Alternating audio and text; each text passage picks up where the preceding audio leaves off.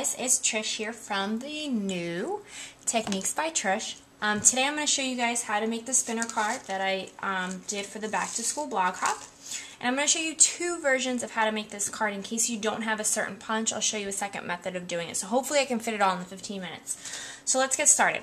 I really wanted to start the cards off right the way I do it from scratch. I had one of my followers say that she was really new to card making. She wasn't really sure, how to get started. So I really just want to go through the basics. I know most of you know how to do this, but for those of you who are really new to card making, this is basically where you start. So I'm starting out with a 12 by 12 size card, and I want to make a standard A2 size card. So I'm going to cut this at 5.5 by 4.25, or excuse me, 5.5 by 8.5. Now there is an easier method of cutting it, but my brain's been really fuzzy today, so I figured I'd just cut them individually. That way I don't mess it up. So again, 5.5 by 8.5. Okay, so this is going to be your card base. I'm going to put that aside. Next, I'm going to do my layers. So you want to go, you can do 1/8 of an inch smaller. I do 1/4 of an inch smaller. So what I want to do is I want to make this 4 inches. I'm sorry if I'm shaking the camera around, but this is my heavy duty cutter. By 5.25. Just have to trim off a little bit of this. Okay. Same thing for my second card. 5.25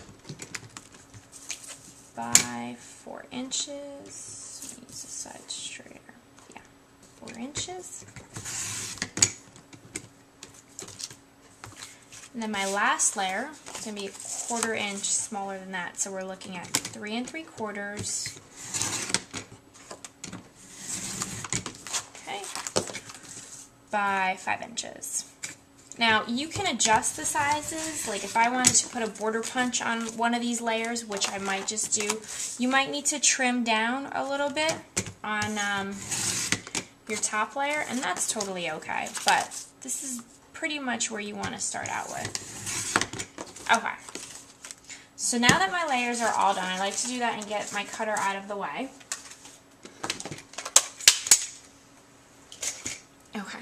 Now what I'm going to do is I'm going to grab my scoreboard. Now you don't need to have a scoreboard. You can use a scoring blade on your cutter. I prefer the Martha Stewart scoreboard because I'm using textured cardstock, and it tends to crack a little bit when if I just bend it with a bone folder, so I like to use my scoreboard. So we're going to do it half, and this is at 8.5, so we're scoring at 4.25. Since this is a little thicker, I'm going to go down a couple times. And do our second card. 4.25. Okay.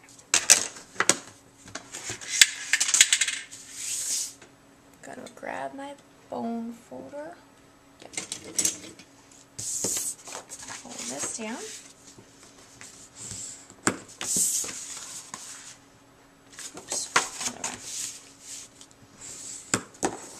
Okay, so I'm going to work with the first card first, obviously, and we're going to do these layers first.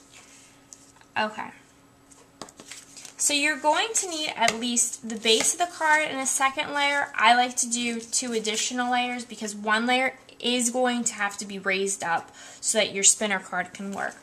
So I'm trying to think. You know what? Even though I want to make this quick and simple, I want a border punch on here. So, since we have this, and this actually gives you room if you wanted to put a sentiment down here, but I tend to just center it. This layer now is going to have to get cut down about, I'd say about 3/4 of an inch, maybe 1/2 inch. I'm okay with my layers not being precise, especially if I have a border punch, because people tend to pay attention to the border punch. It's a little bit different. Some people haven't seen homemade cards before. and that actually worked out really well, but I'm going to trim off. So I did 1/2 inch off, but I'm going to trim off just a little bit more because I do want to put a sentiment on this card. So, perfect. Okay. So, what I'm going to do first is adhere your first layer down.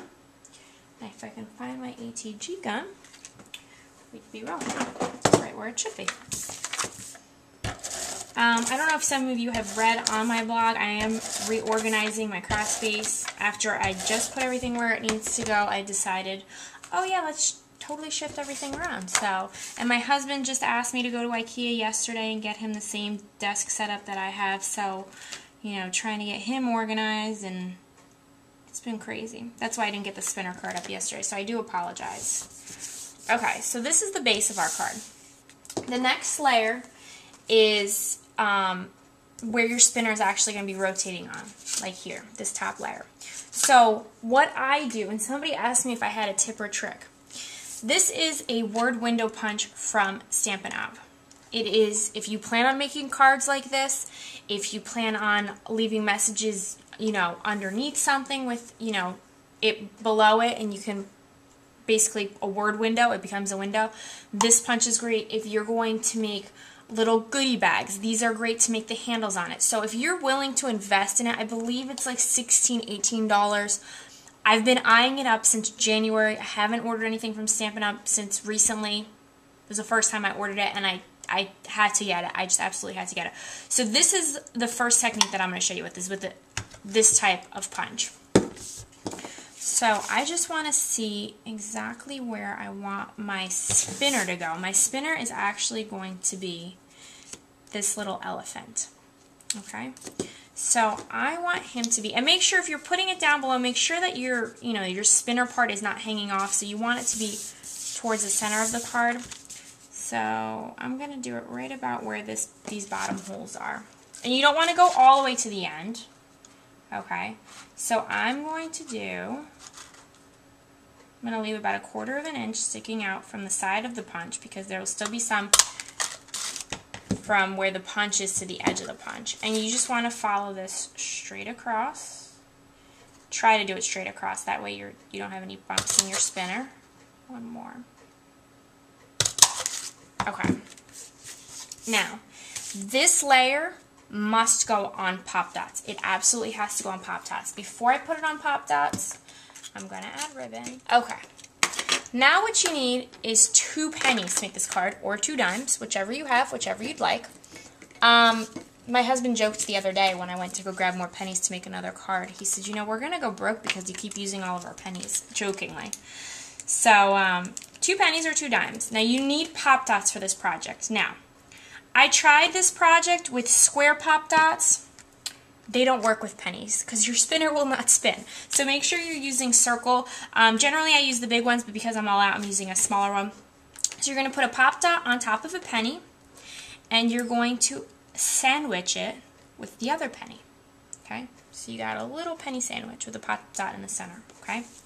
This is what is going to be your spinner part, and that's going to stick right into that little slot. See how easy that moves there? There's nothing interfering with it? Okay. Now you want to put your item on the penny, and this also has to go on Pop Dots. So for this, I'm actually going to use 2 of the smaller squares because I want to make sure. I could probably get away with actually using one of the big ones. Yeah, that way I'm 100% positive that, because this is a little bit bigger, my elephant's not going to go anywhere. Start this penny out down here.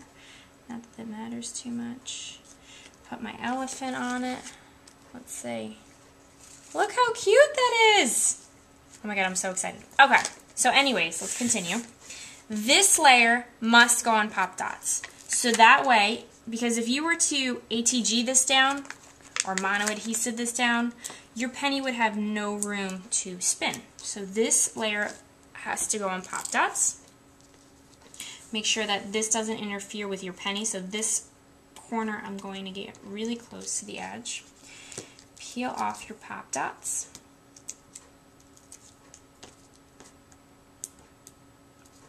peel off the backing to your 3D dots, pop dots, and place this layer down exactly where you want it. Now, I suggest, I didn't do it, putting pop dots right here. Obviously the four corners, but also in the center. Remember, you don't want to get too close to your cutout because you don't want it to interfere with the penny. But check this out. Look how cute this baby card is. Look. And he just spins over, and he stops, and he spins over, and he stops. See, he's getting a little bit stuck in the center because there's not enough lifting it. So I will add pop dots to the center. So it's as easy as that.